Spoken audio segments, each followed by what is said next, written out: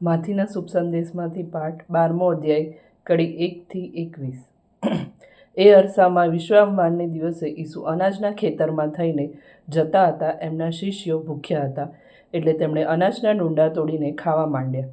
આ જોઈને ફરોશીઓએ ઈસુને કહ્યું, જુઓ, તમારા શિષ્યો વિશ્રામવારને દિવસે જેનો નિષેધ છે એવું કરી રહ્યા છે। પણ ઈસુએ તેમને કહ્યું, દાવીદ અને તેના સાથીદારો ભૂખ્યા હતા ત્યારે દાવીદે શું કર્યું હતું એ તમે વાંચ્યું નથી?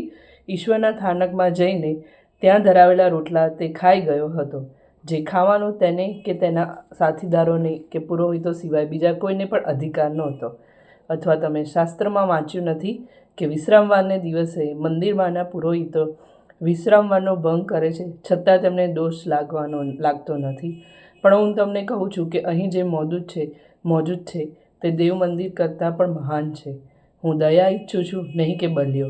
એ શાસ્ત્ર વચનનો અર્થ તમે સમજ્યા હોત તો નિર્દોષ માણસોને દોષિત ન ઠરાવ્યા હોત, કારણ માનવ પુત્ર વિશ્રામવારનો પણ માલિક છે। ત્યાંથી ઈસુ એ લોકોના સભાગૃહમાં ગયા તો ત્યાં એક માણસ એવો હતો જેનો હાથ સુકાઈ ગયેલો હતો। એટલે તે લોકોએ તેમને પૂછ્યું, વિશ્રામવારના દિવસે કોઈને સાજા કરવાની શાસ્ત્રમાં છૂટ છે? એમાં એ લોકોનો ઈરાદો એમના ઉપર આરોપ મૂકવાનો હતો।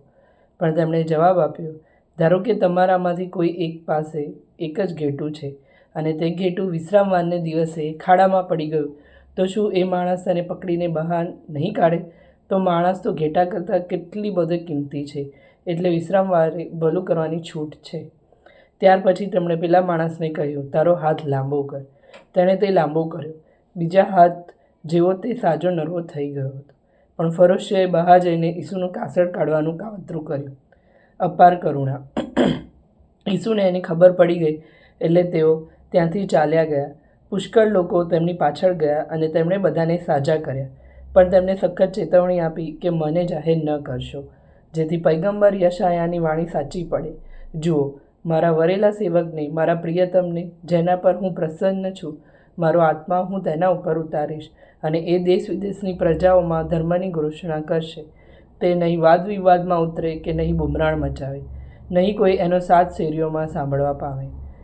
ધનબનો વિજય બનાવતા સુધી ઉઝળાયેલા બરુને એ ભાંગી નહીં નાખે, મંદ પડેલી વાટને પણ એ બુઝાવી નહીં નાખે। દેશ વિદેશના લોકો એના ઉપર આશા બાંધશે।